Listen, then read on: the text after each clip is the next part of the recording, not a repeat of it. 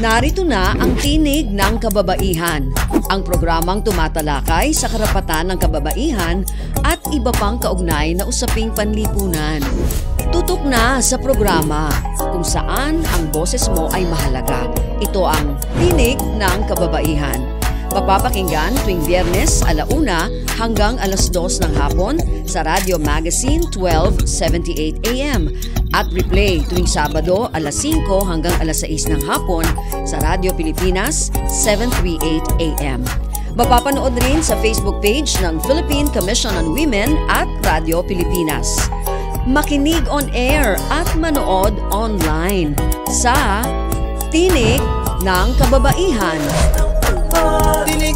Tinig ng kababaihan, tanong na madahalaga niyang Pilipinas, kayo po ay nakatutok sa radyo Magazine 1278 AM para sa isa na namang episode ng programang tumatalakay sa gender and development at women empowerment. Mula po sa Presidential Broadcast Service, Bureau of Broadcast Services, ako po si Sharon Enriquez. At mula naman po sa Philippine Commission on Women, ako po si Jessel Aquino na pansamantalang humahalili kay Miss Honey Castro. At welcome po sa ating programang Tinig ng Kababaihan. Magandang hapon, Miss Sharon. At gaya nga po ng inyong nabanggit, no, patuloy pa rin po tayong napakikinggan ng ating programa po sa Radio Magazine tuwing Friday, 1:00 hanggang 2:00 ng hapon. At meron din po tayong replay sa Radio Pilipinas, Radio Publiko tuwing Sabado, 5:00 ng hapon hanggang 6:00. Yes, at mapapanood din tayo sa Channel 3 ng TV Plus at Channel 45 hanggang 49 sa For the Box. At naka-livestream pa rin po tayo every Friday sa Facebook page po ng PCW at Radio Magazine. Kaya naman po, Miss Sharon at mga ka-TNK, no, inaasahan po natin na sa pamamagitan po ng ating programa ay dumami pa po lalo yung mga nagiging advocates o yung mga advocates talaga for gender and development. Yes, sigurado yan, Miss Jessel. At speaking of advocates, ano kaya ang latest good news tungkol sa GAD ang nakalap natin sa linggong ito? Miss Jessel? GAD work na good work? I-flex na yan! Sa featured GAD work, hindi lang basta pasado. Dapat stand out sa pagbabago. Kung may game-changing na adhikain, deserve ipa-trending.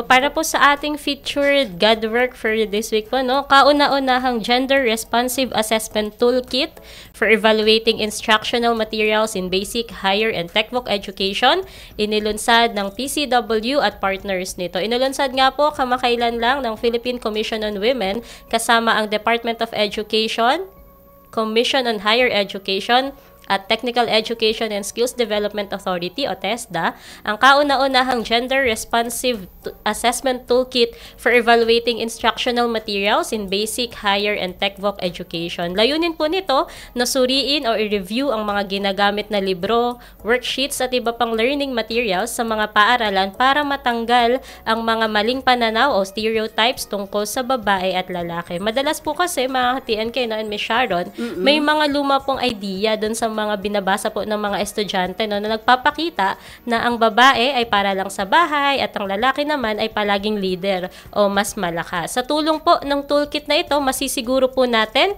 ang pantay na pagtrato sa babae at lalaki sa mga babasahin ng mga estudyante. Magkakaroon po ng mas patas, no, na representasyon at mas inklusibong mga kwento, larawan at impormasyon. Kaya naman po hinihikayat ng PCW na gamitin po itong toolkit na to sa lahat po ng mga paggawa o pag-revise ng mga learning materials, kasama na po yung mga polisiya, trainings at iba pang advocacy activities para tuloy-tuloy na po yung pagbabago natin. At mula nga po dito sa amin sa TNK, good job po sa ating mga GADvocates, lalo na po doon sa aming Sectoral Coordination Division ng PCW, DepEd, CHED at TESDA na nanguna po sa paglulunsad ng Gender Responsive Assessment Toolkit na ito. Wow! Congratulations PCW at partners! Opo, samantala, Miss Sharon, kasalukuyan din po nating ginugunita ang 47th National Disability Rights Week na pinangungunahan ng National Council on Disability Affairs. Ayon po sa Proclamation number 597 Series of 2024, ang taon ng obserbasyong ito ay nag-uumpisa tuwing July 17 at nagtatapos hanggang July 23. Kaya naman po sa ating mga kapwa GADvocates, makaisa po tayo sa NCDA and let us work hand in hand to to create a society where no one is left behind. Okay, samantala po, and syempre Miss Jessel at mga ka-TNK, para sa ating episode ngayong hapon, na topic po natin na pinamagatang Your Nutrition, Our Mission. Syempre, alam mo na kung anong pag-uusapan natin, Miss Jessel, no? Ito Ayan naman nga po po. ang ating hashtag, Say sa TNK Question of the Week. Oras na naman para sa hashtag Say sa TNK, kung saan natin pinupulsuhan ang ating mamamayan tungkol sa topic natin kada episode. Para sumali, bisitahin at i-follow ang PCW Facebook at X accounts sa @PCWGovPH, kung saan ipopost kada Webes ang ating question for the week. Dito sa TNK, lahat tayo may say. Kaya makipagtalakayan na sa amin at sumali sa hashtag Say sa TNK. Ang question for the week natin, mga ka-TNK, ay ano sa tingin mo ang kailangan pang gawin o idagdag na programa ng gobyerno para mas maalagaan ang nutrisyon at kalusugan ng mga kababaihan? Nakapost na po ang tanong na ito sa PCW Facebook page, kung saan pwede kayong mag-comment o mag-message. Maaari rin kayong mag-text sa 0917-845-4814 at basahin namin at babasahin namin mamaya ang inyong insights bago po matapos ang ating programa. Ulitin ko po, ang numero ay 0917-845-4814. Mag-text na po kayo dahil dito sa TNK, lahat tayo ay may say. Yan. Makiisa na po tayo at makipagtalakayan sa ating episode ngayong araw po na may kinalaman sa pagdiriwang ng National Nutrition Month. At upang mas mapalalim pa ang ating mga nalalaman sa obserbasyong ito, may makakasama po tayong special guest.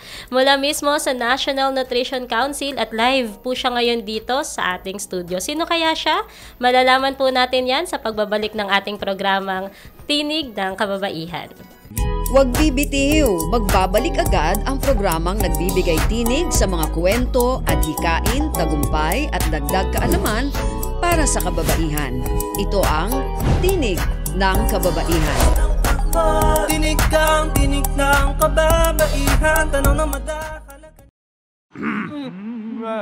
Game, 1, 2, and... Paa, tuhod, balikat ulo, itapwetan, baywang at sus. Huwag mong titigan ang hindi sa'yo at maging disenteng tao. Pare, ang catcalling ay isang uri ng sexual harassment. Di biro ang sexual harassment at di nakakamacho ang pang-aabuso. Isang paalala mula sa Philippine Commission on Women.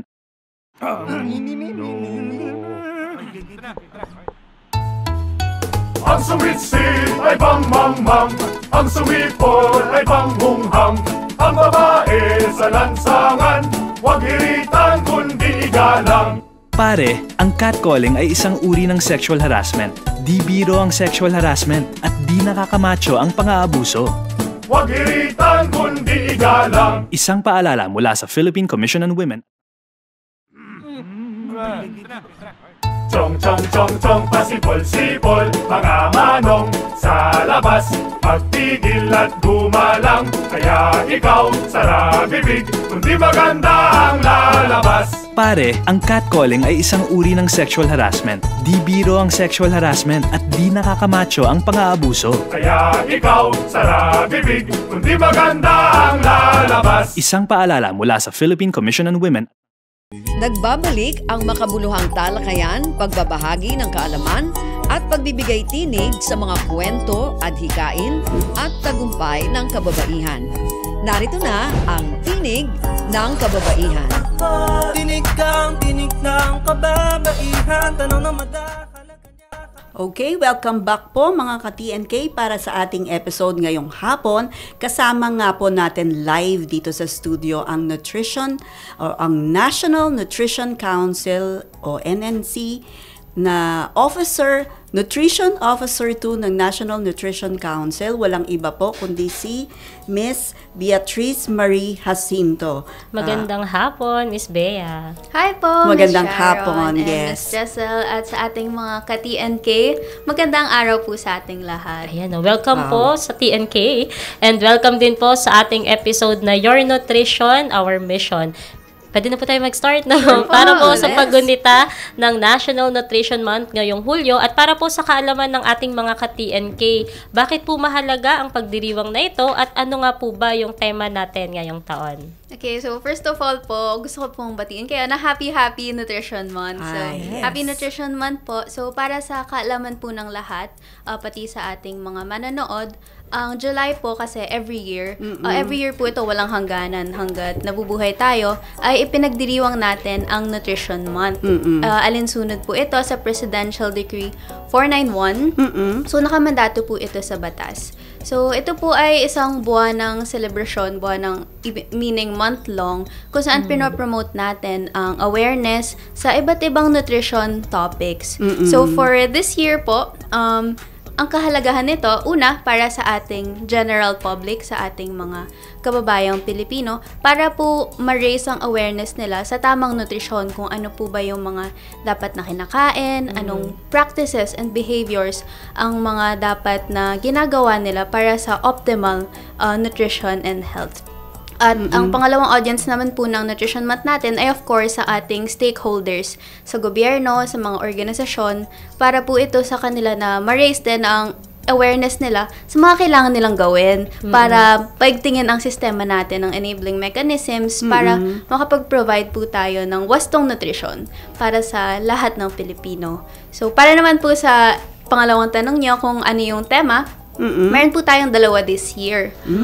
Meron po tayong overarching theme. Yun po ay sa PPAN, sama-sama sa nutrisyong sapat para sa lahat. So, ito po ay nag-start last year at mag-go on until 2028. Ang emphasis or ang bida po nito ay ang Philippine Plan of Action for Nutrition. Oh, kaya pala PPAN. Yes po, yun po yung meaning ng PPAN. So, sa PPAN po, ito po ay ang national plan ng gobyerno ng Pilipinas pagdating sa nutrition. So, kung meron po tayong stakeholders, for example, mayors, mga organisasyon, or kahit sa barangay po, na gustong mapaigting or masuportahan ang nutrition, pwede po silang mag-refer sa Philippine Plan of Action for Nutrition para po multisectoral tsaka collaboration po talaga ang efforts natin. Okay. So, moving on naman po to this year's theme. Yes. Ang tema po for this 2025, the 51st Nutrition Month, ito po ay Food at Nutrition Security, maging priority.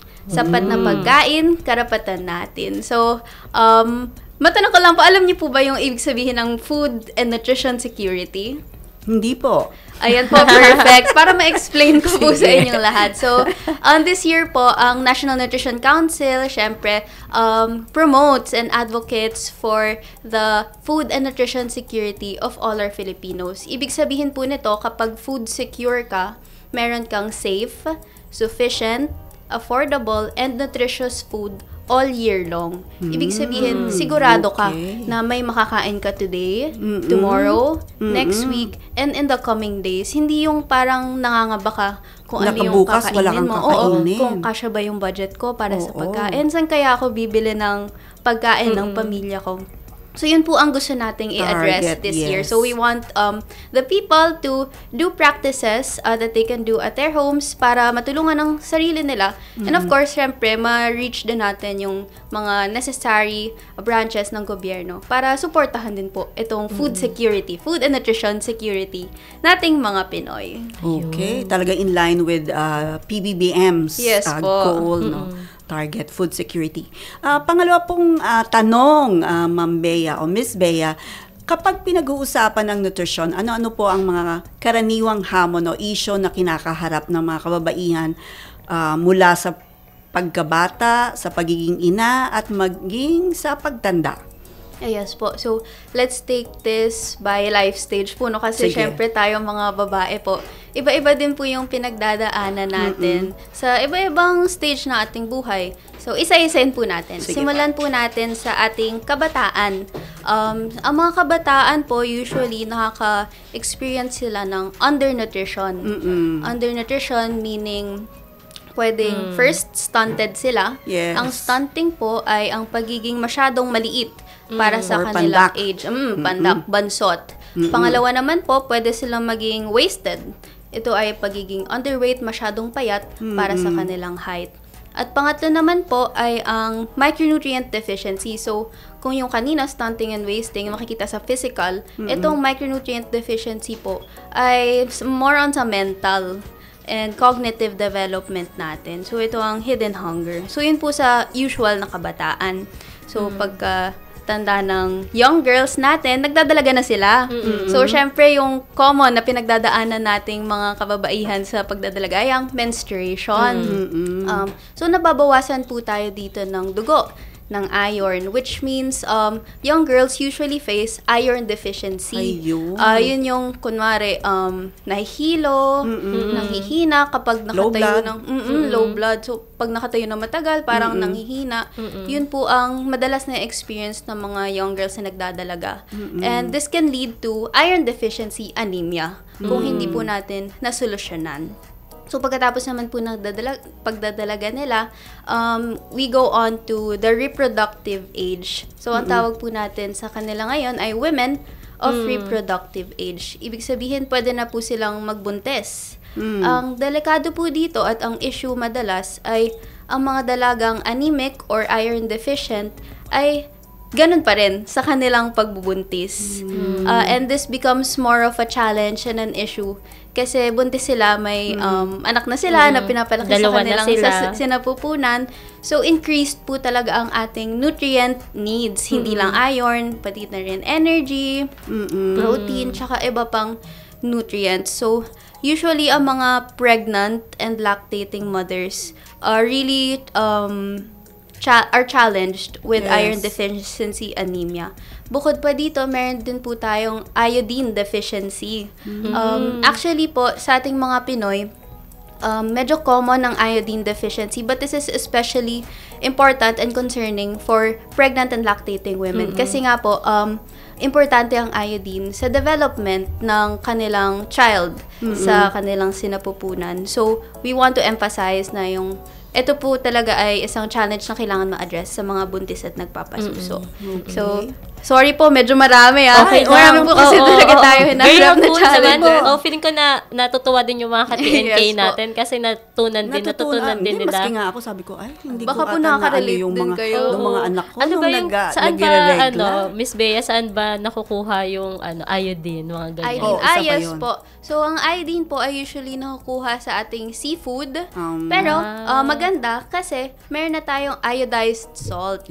So, yun yung pinakamura, accessible na source ng iodine. So, para sa ating mga ka-TNK, kung gumagamit kayo ng asin sa inyong pagluluto, we recommend using iodized salt. Iodized salt. Para iwas iodine deficiency disorders. So, syempre marami pa pong ibang mataas na risk na complication sa ating mga nagbubuntis at lactating na women kagaya ng gestational diabetes. Pero bukod pa po dito sa mga clinical challenges, syempre may hinaharap din po silang ibang challenge pagdating sa bahay. So, dito papasok yung theme natin na food insecurity. Kasi diba po, as we know, women, mga kababaihan, they're usually in charge of the household. Pero ngayon kasi may double burden na po, diba? Na hindi pa rin matanggal-tanggal yung stigma na dapat sila yung nagpro-provide ng pagkain sa kanilang pamilya. Pero expected din silang magtrabaho. So, yun po ang karaniwang challenge na hinaharap ng mga kababaihan na they're facing the challenges of their work, but they're also expected or they're given the burden to provide nutritious and quality food for their family. Tapos, karaniwan po, nane-neglect na yung kanilang sariling nutrition. So, dun po ang medyo dilemma nating mga kababaihan. So, yun po ang karaniwang nutritional challenges. Oo. What about yung pagtumanda na, naging senior na? Yes po. So, syempre, tumataas po yung risk natin ng hypertension, diabetes, Yung mga tapos, 60s, 70s? Opo, hindi naman po kasi talaga ito may iwasan since sa mga blood vessels natin, nag-wear out na. So, yung natural course din po ng life. So, medyo kailangan lang po ng ating mga tumatandang mga lolo at lola na maging conscious sa pag-consume ng sugary, salty, and high-fat foods. Yun po. Pati po menopause actually. Oh. Diba po? Medyo nagkaka-hormonal changes. Correct. Medyo, quick, another question, quick, Yes, in relation to yung sinabi niyo po, no? Punta tayo sa mga bata. Usually kasi pagka yung early yung mga preschool, di ba? Ang hilig agad nila ng mga matatamis. Paano ba? Kaya ang tendency, ayaw mapili sila. Yes, ayaw po. kumain ng mga nutritious food. Mas gusto nila matatamis. Ano po ang masasabi niyo tukol doon? Actually, ang tendency po ng mga kabataan na kumain ng sweet food ay pwede nating ma-address as early as sa household po.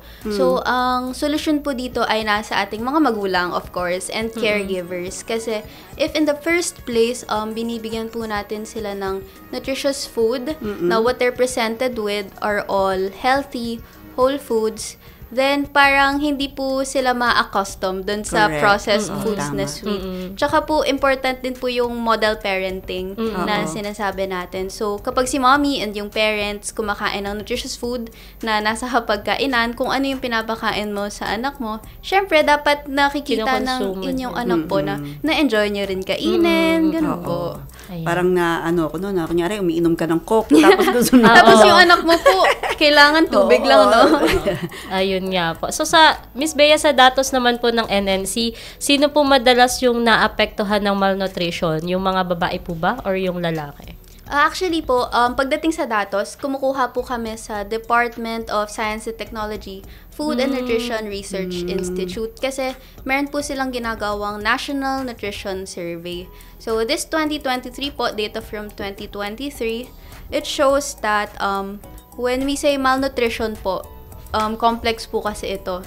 So isa-isahin din po ulit natin. So malnutrition, we have under, over, and micronutrients. So sa under po, palang over? Ano? Yes po, yun po yung overweight and obesity. Yung Kasi obese. malnutrition din po yung parang hindi sakto, hindi wasto.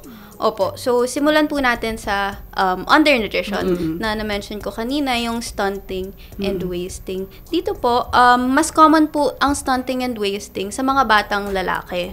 So, in terms of gender, sa lalaki po ito mas mataas. Pero, pagdating po sa micronutrient deficiency, so yun yung iron, vitamin A, iodine, mas common po ito sa ating mga babae, lalo na sa women of reproductive age because nga po of their increased nutritional needs para mag-adjust sa kanilang nagbabagong katawan and capabilities ng kanilang katawan.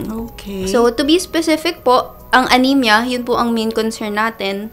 Merong 1 sa 10 non-pregnant, non-lactating. Ibig sabihin, tayo po, hindi tayo buntis, hindi tayo nagpapasuso. 1 sa 10 adult women ay anemic. Tapos, para naman po sa mga buntis, merong 1 in 5. So, mas common po siya at mas concerning kasi doon po yung pinaka-importante ang iron intake. Para naman po sa lactating women, 1 in 10 din po. So, dako naman po tayo sa overnutrition. So, yun yung overweight and obesity. Medyo may trend po kasi tayo makikita dito na 'di ba po nung sa kabataan mas common ang undernutrition. Pero the 2023 National Nutrition Survey data shows that kapag tumanda ang mga Pilipino, mas obese na, mas mataas na yung prevalence ng obesity. So to be specific, sa adults po, merong 4 sa 10 adults ang obese. At sa 4 na to, mas mataas po ang porsyento ng females. Biologically din po kasi mas mataas po ang body fat percentage natin talaga. Tapos, bukod po dito, may ibang indicators din ng overnutrition. Hindi lang sa body mass index na nagpapakita na mas mataas din ang females sa data na to. So, kasama na dito yung waist circumference. So, yung bewang po natin para sa ating body proportions. 1 in 10 ang mataas ang waist circumference. At waist to hip ratio din po. So, kapag kinumpara po ang ating balakang sa waist, so 5 in 10 naman po. So, parang 1 in 2. So, sa dalawang tao, most probably ang isa doon, mataas ang waist to hip ratio. So, bukod po doon, dako naman po tayo. Siyempre, lagi nating itatap yung food insecurity. Kasi actually, medyo cause din po talaga ito ng mga nutritional problems natin. So, ngayon po, 3 in 10 households ang nakaka-experience ng food insecurity. Ibig sabihin, 3 in 10 households ang hindi sigurado sa kanilang kakainin araw-araw. Maybe this is of different magnitudes, pero it's all the same na hindi pa rin sila secure sa kanilang pagkain, sa safe and sufficient and nutritious food na kanilang kakainin. So, ito po yung data na to sa kababaihan, hindi lang po sa individual na babae magre-reflect, kundi po sa kanilang potential na anak. Kasi po, syempre, ang health ni nanay ay, of course, hugely connected sa health ni baby. So, yun po. Opo, ayan. Marami na po tayong natutunan, mga ka-TNK, no? Salamat po, Miss Bea, sa inyo pong mga ibinahagi, no? Pero, pansamantala po muna nating puputulin yung ating talakayan para magbigay po ng daan sa ilang paalala mula sa ating himpilan. Mga ka-TNK, magbabalik po ang tinig ng kababaihan. Huwag bibitiw, magbabalik agad ang programang nagbibigay tinig sa mga kwento, adhikain, tagumpay at dagdag kaalaman para sa kababaihan. Ito ang Tinig ng Kababaihan. Tinig ng kababaihan, tanong na madakalagan. Game, 1, 2, and... Paa, tuhod, balik at ulo, itapuetan, baywang at sus. Huwag mong titigan ang hindi sa'yo at maging disenteng tao. Pare, ang catcalling ay isang uri ng sexual harassment. Di biro ang sexual harassment at di nakakamacho ang pang-aabuso. Isang paalala mula sa Philippine Commission on Women.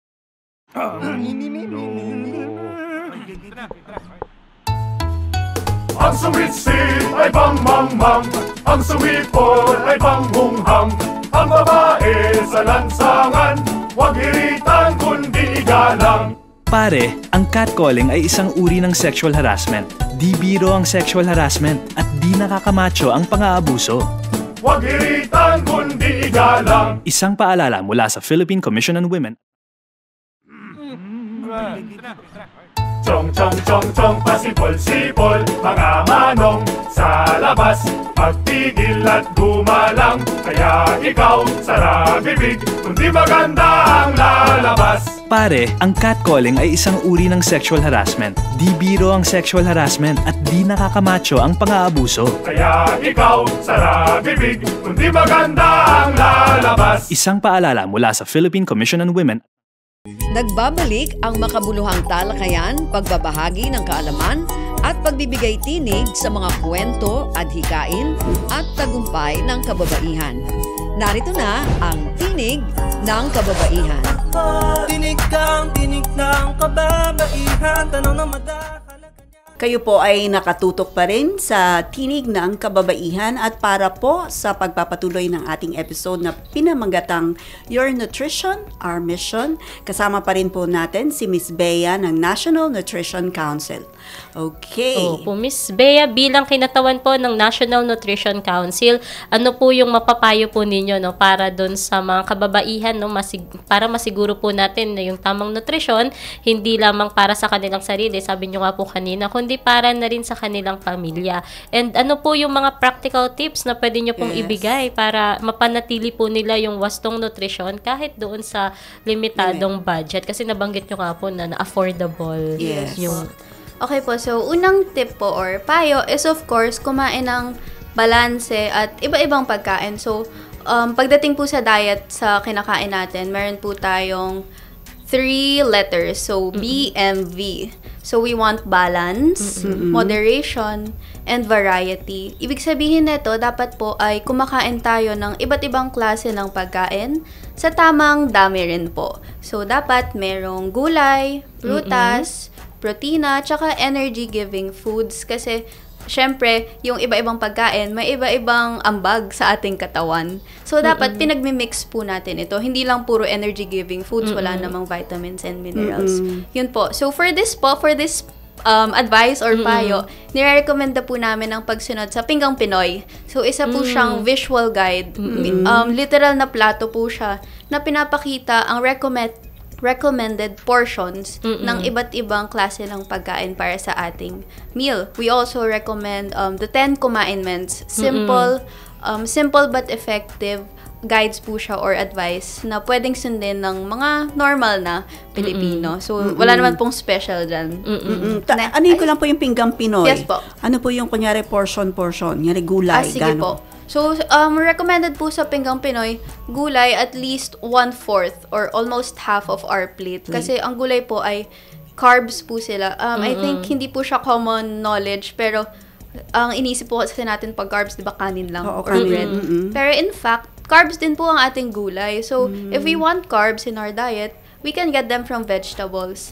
Ang maganda sa gulay ay bukod sa fiber at energy, nakakuha din tayo dito ng vitamins and minerals. So, yun yung nagpapag-glow sa atin.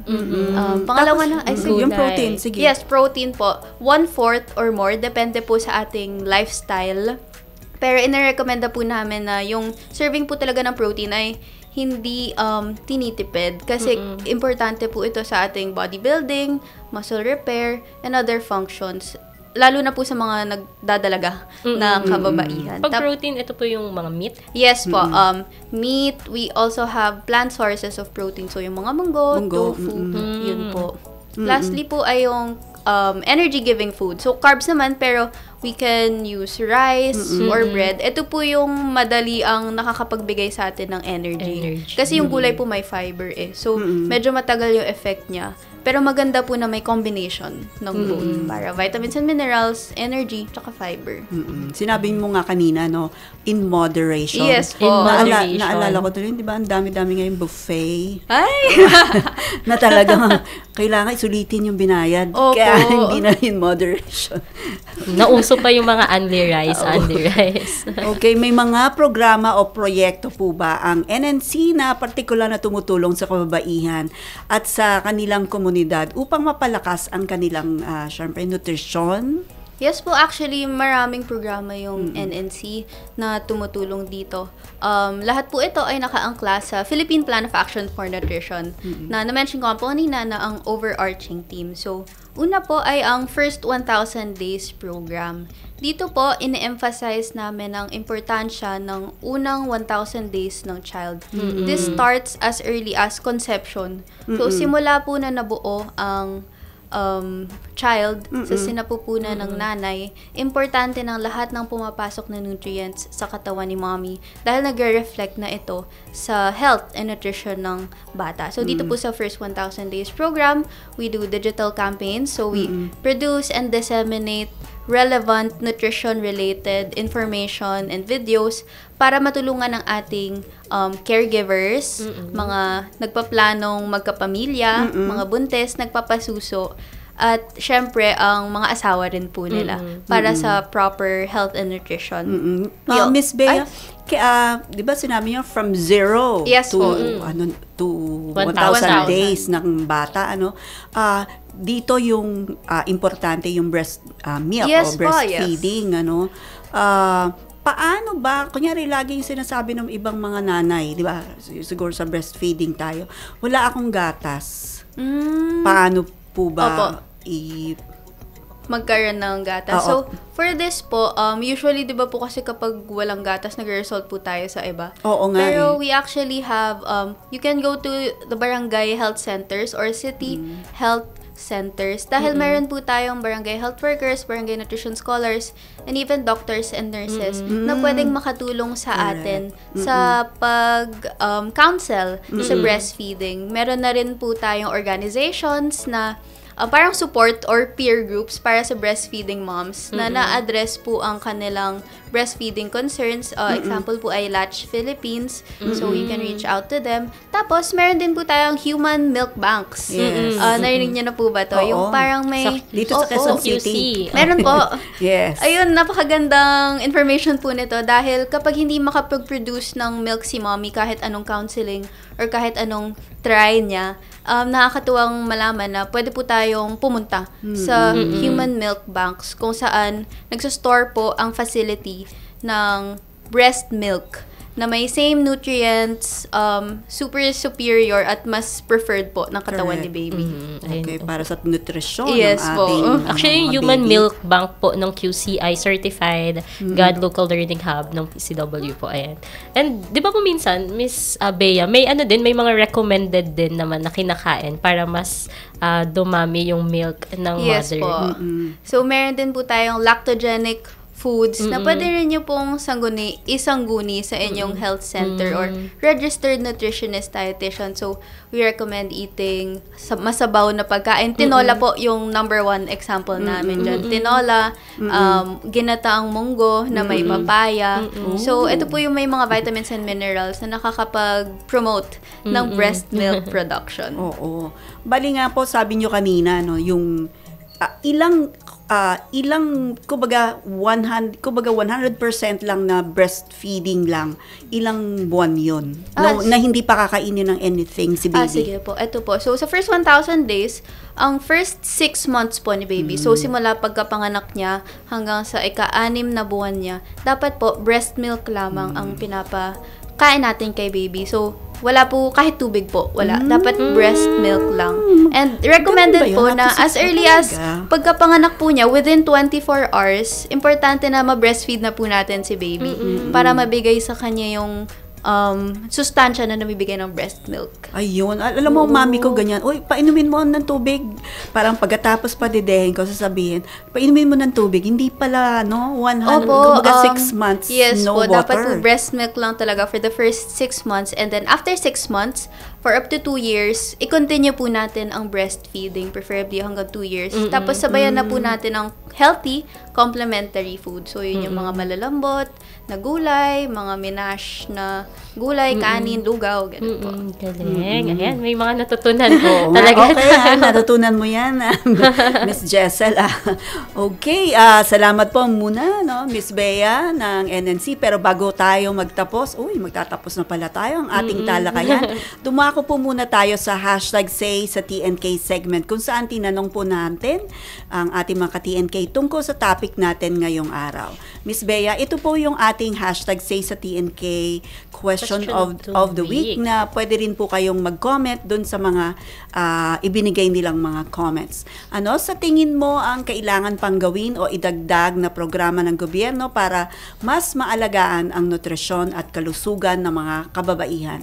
At ito naman po nga, Miss Bea, ang insights ng ating mga ka-TNK. Sabi po ni Monina Jing Giaga, i-promote sana ang food as medicine at maituro sa mga nanay ang simple pero masustansyang mga recipe para may alternatibo sila sa junk food at iba pang mga masama sa kalusugan nila at ng kanilang pamilya. Okay, at sabi naman po ni Esperanza Santos, i-subsidize ng gobyerno ang mga organic growers mula sa pagtatanim hanggang sa pagmamarket yung buong supply chain.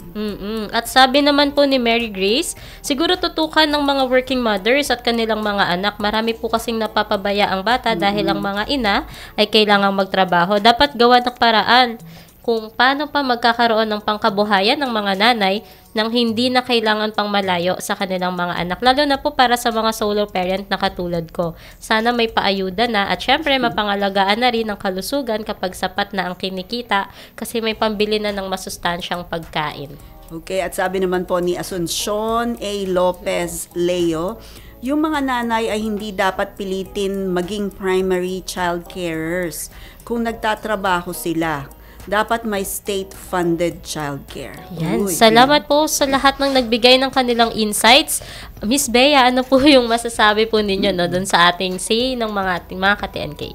Actually, yung first comment po was about ano po ulit yung Food first as medicine. Food as medicine. So yes, we agree to that. And actually, hindi na kailangan maging medicine ng food kung in the first place po, preventive measures na. So yung regular diet natin, it also prevents us and protects us from the different diseases and illnesses that are diet related.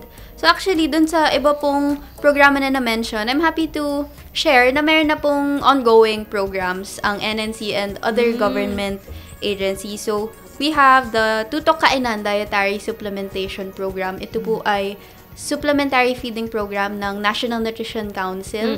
At this targets pregnant women and children from 6 months to 23 years old. So, alinsunod po ito sa Republic Act 11148 or yung first 1,000 days law na pag-usapan nga po natin kanina. Kasi po yung may gaps din po sa feeding programs ng mga gobyerno. Kung saan school-age children lang ang pinapakain nila. Tapos yung iba naman po ay mga 2 to 4 years old lang.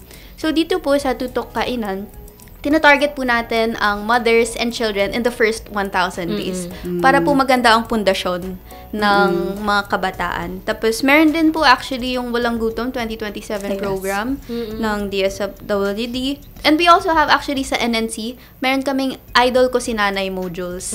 Ito po ay binibigay namin, pinapang-train po namin ito sa mga health workers sa local level para malaman po nila kung paano i-counsel at bigyan ng proper nutrition-related na services, counseling, para kapag sa kanila po lumapit, ay alam nila ang masasagot nila. Ayan. Okay. Tanong ko lang, Miss Bea, no? Nagbibigay din ba kayo ng, kunyari, milk sa mga preschoolers? Paanong milk po? Kunyari, kasi panahon namin, may mga feeding pero through milk. Binibigyan, tapos pinapauwi na sa amin 1 kilong powdered milk. Mga anong age po kaya to? Naku, wag mo tanong. Kinder, gano'n. Wag na natin tanong. Pero mga mga 1970s yan 1970s po. Pero kung ano po, bata pa lang talaga. Breast milk po talaga. And then, hindi yung mga age ng mga elementary school. Kung baka sa mga schools. In partnership with DOH. Yan.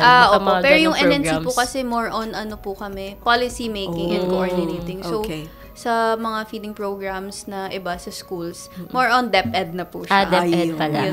Ayun. Okay. May time pa po ba tayo? Pwede ko po bang i-share yung key messages ng Nutrition Month? Sige. Okay po. So, related din po to sa question kanina kung ano yung pwedeng gawin ng mga kababaihan para makuha yung optimal nutrition even on a budget.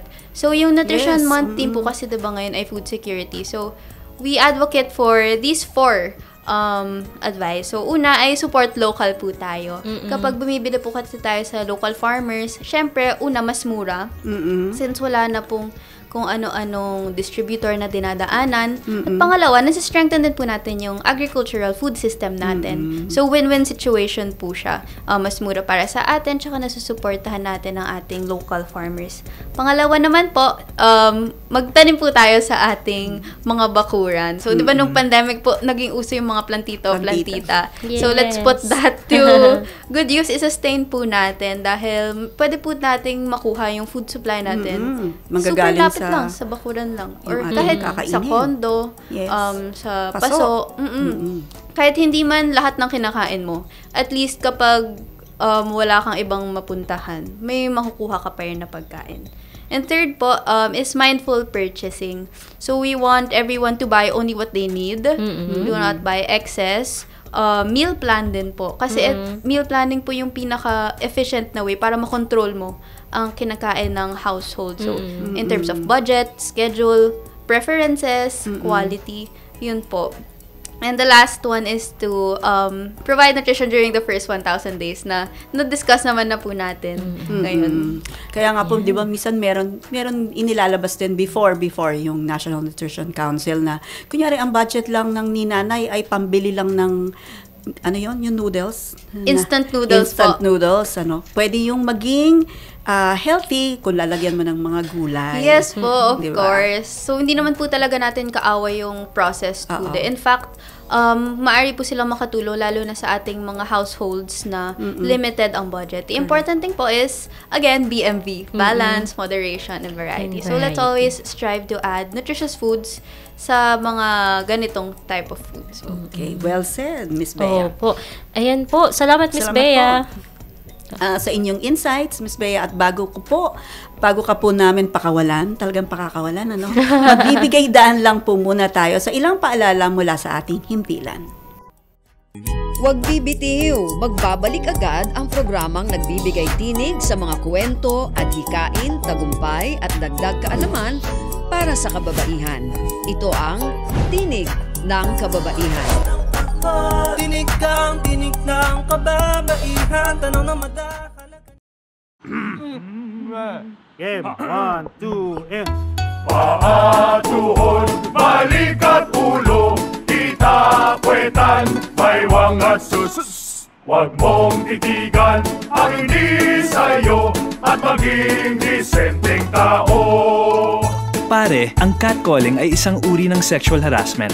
Di biro ang sexual harassment at di nakakamacho ang pang-aabuso. Isang paalala mula sa Philippine Commission on Women.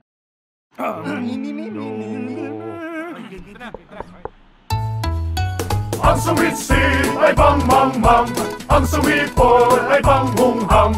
Ang babae sa lansangan, huwag hiritan kundi igalang. Pare, ang catcalling ay isang uri ng sexual harassment. Di biro ang sexual harassment at di nakakamacho ang pang-aabuso. Huwag hiritan kundi igalang. Isang paalala mula sa Philippine Commission on Women. Chong, chong, chong, chong, pasipol-sipol, mga manong sa labas. Magtigil at gumalang, kaya ikaw sara bibig, kundi maganda ang lalabas. Pare, ang catcalling ay isang uri ng sexual harassment. Di biro ang sexual harassment at di nakakamacho ang pang-aabuso. Kaya ikaw sara bibig, kundi maganda ang lalabas. Isang paalala mula sa Philippine Commission on Women. Nagbabalik ang makabuluhang talakayan, pagbabahagi ng kaalaman at pagbibigay tinig sa mga kwento, adhikain at tagumpay ng kababaihan. Narito na ang Tinig ng Kababaihan. Tinig ng kababaihan, tanong na madakalagan. Mga ka-TNK, kayo pa rin po ay nakatutok sa ating programang Tinig ng Kababaihan. At kasama pa rin po natin sa ating studio si Miss Bea mula sa National Nutrition Council. Po, ayan. At bilang panghuling tanong po namin, Miss Bea, no, ano po yung inyong mensahe sa ating mga ka-TNK upang mas maging aktibo po sila sa pagtataguyod ng malusog na pamumuhay at tamang nutrisyon sa kanilang mga tahanan at komunidad? Okay, so hello po sa ating mga ka-TNK na nanonood. Una po sa lahat, Happy Nutrition Month again. And we really encourage proper lifestyle and healthy diet. Dahil ang tamang nutrition naman po ay ang susi sa masigla, masaya at healthy na buhay. Hindi naman po natin kailangan ng bonggang-bonggang lifestyle changes o pagbabago sa ating diet. Just simple resolutions, small resolutions we can stick to is already a big start. At para sa ating mga kababaihan na nakikinig ngayon, we really encourage the importance of having proper nutrition and diet as early as now po. So, hindi pa naman po too late. So, you can consult your doctors, registered nutritionist, dietitians, and kahit sa barangay health centers po. Because, of course, we want not just proper nutrition for ourselves, pero for the future generations na rin po. As the future nanays of the households, caregivers, tsaka ang iba po pong aspeto ng buhay natin. So, yun po, maging aktibo po tayo this Nutrition Month, pero syempre, let us sustain these advocacy efforts all year long para po sa tamang nutrisyon para sa lahat. Yun po. Okay, maraming salamat. Na narinig po natin si Ms. Beatrice Marie V. Jacinto, Nutrition Officer 2 ng National Nutrition Council. Thank you very much, Ms. Bea. Talagang marami ako natutunan.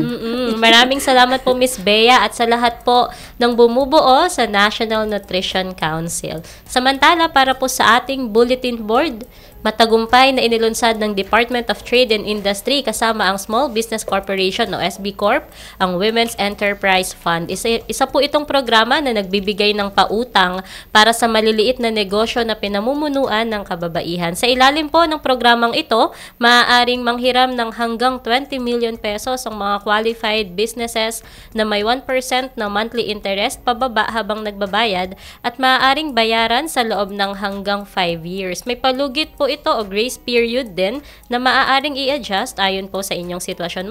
Mas pinadali rin po ang proseso ng aplikasyon sa pamamagitan ng fast lane, kaya mas mabilis ang pag-aproba sa mga interesado po at kwalipikado pwedeng mag-apply online sa brs.sbcorp.ph. For further details and information, bisitahin lamang po ang official social media accounts ng DTI at SB Corp. Okay, at sa punto pong ito, nais po nating pasalamatan ang Radyo Pilipinas Presidential Broadcast Service Bureau of Broadcast Services sa pamumuno po ni Director General Fernando Dindo Amparo Sanga. At syempre sa mga nakasama po natin ngayon sa production personnel na nakatuwang natin sa broadcast ngayong araw. Maraming salamat. At salamat din po sa mga nakasama natin mula sa Philippine Commission on Women na pinamumunuan ng ating Chairperson Ermelita Valdeavilla at sa Corporate Affairs and Information Resource Management Division o CARE-MD na bumubuo ng TNK Production Team. Okay, mga ka-TNK, tandaan po natin, bagamat ang ating nutrisyon bilang isang nasyon ay misyon ng ating pamahalaan, mayroon din po tayong bahagi na dapat gampanan. Dahil sa Philippine Plan of Action for Nutrition, sama-sama sa nutrisyong sapat para sa lahat. Kaya meron po tayong part bawat isa. Opo, Happy National Nutrition Month sa ating mga ka-TNK at manatili po kayong nakatutok sa Radio Magazine 1278 AM at sa Radio Pilipinas Radio Publiko hanggang sa susunod na episode ng ating programang Tinig ng Kababaihan. Tinig ng kababaihan, tanong na madakalagan niyang di matatawaran. Sa lapas ng